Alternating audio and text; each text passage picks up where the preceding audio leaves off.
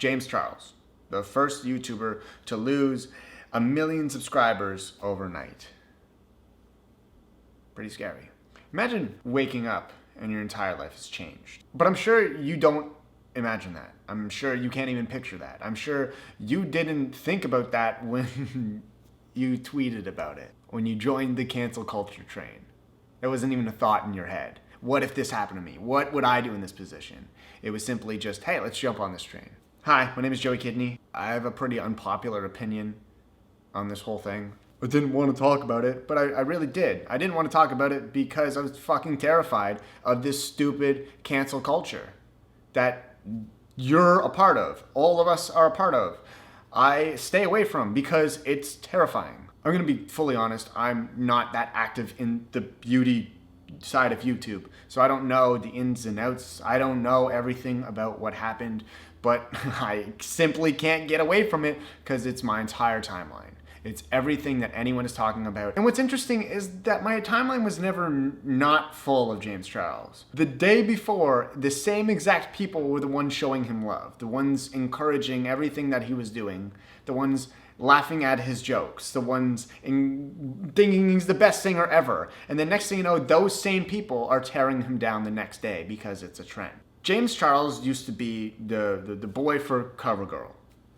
He got dropped from that because he made a joke about getting Ebola in Africa. Everyone hated him. The internet hated him. The world hated him. And yet, he jumped back. He then went on a tour called Press Play, which was actually a tour that I was on, so I got to know James pretty well. On tour, a picture was taken of him where I guess he made a makeup mistake, I don't really know, where the flash went off and his face lit up. That picture, which my manager took, then resurfaced on the internet and became the biggest meme of whatever goddamn year it was. Now, instead of hurting from that, James took that and fueled his growth again, and he started up again. He said, hey, I made a mistake, it's funny, let's go. And he became a meme that turned into a great success. And he hit 16 million subscribers. 16 million people that, honestly, his views were insane. So, like, 16 million people actually watched this guy, which is amazing. That's so powerful. And then it all came crashing down. Another YouTuber named Toddy uploaded a 43-minute video destroying James Charles.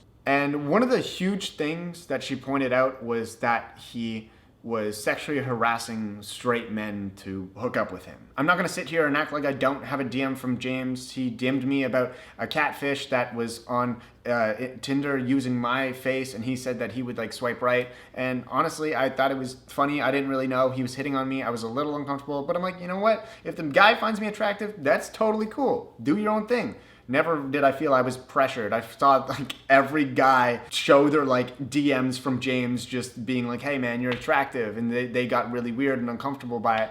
And yeah, I used to get uncomfortable when a gay man told me that I was hot or that I was beautiful. But let's be real, it's 2019 and everyone walking kind of thinks that everyone's beautiful now. And I think that's freaking awesome. He didn't go to an extra stage with me, so I can't really talk about that portion of it, but I think him hitting on people is a thing that we all friggin' do. He commented on Justin Bieber and Sean's Instagram lives once, and they ended their lives because he said some uncomfortable stuff. And I just want to point out this little thing. 16 million people encourage that. 16 million people watch this. And then another YouTuber comes in with a 40-minute video and destroys him, and now everyone hates him. 16 million people encouraged his acts of saying, hey, let's go flirt on straight boys so I can hook up with them. Hey, let's make uncomfortable comments. Hey, let's do this. Hey, let's do that. And guess what? You've probably done the same thing.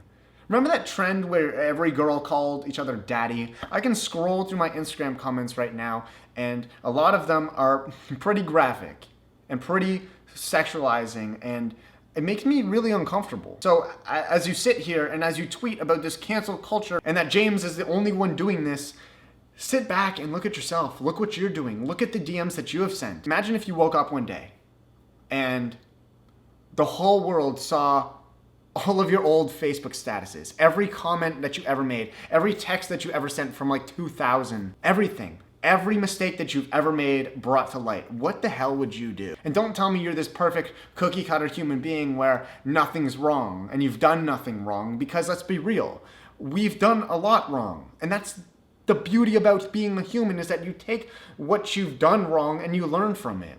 Did James need a 40-minute video explaining that he's done wrong in the world so the whole world hates him? No, I don't think he does. I think maybe he just deserved a phone call. And the question I have is, why didn't she make this video earlier? James has been doing what he's been doing, and 16 million people have been supporting him and his jokes and his humor and his sexual harassment comments. Everything. You've been supporting it for so long, so why did it take until now for somebody to say something? Why did it take until James became Tati's competitor in the beauty industry, where she had to make this video to tear him down, to take out her competition? Now, again, I don't know everything. That could be a rumor, but I've heard it from a lot of people, and I've heard it from a lot of websites. We live in a world right now where we build people up to absolutely tear them down. For example, Justin Bieber. We thought he was king. We built him up to be this perfect human being, and when he made the smallest mistake of literally urinating in a bucket, you guys thought he was the most disgusting human being and that he should die. You made that.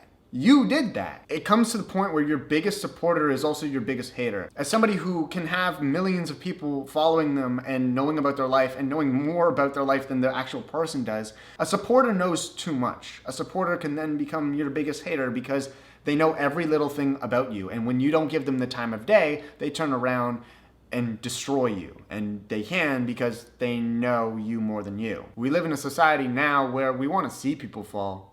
We get so entertained by the fact that cancel culture exists, and we want to see that headline. We want to wake up and see James Charles failing. And the thing is, we want to tweet about it. We want to join it. We don't want to be the ones left out. Hence why I'm making this video. I don't want to be left out. But the reason is, I have an opinion on this, and I want to share it. I know it's unpopular. I know a lot of people probably don't agree with it,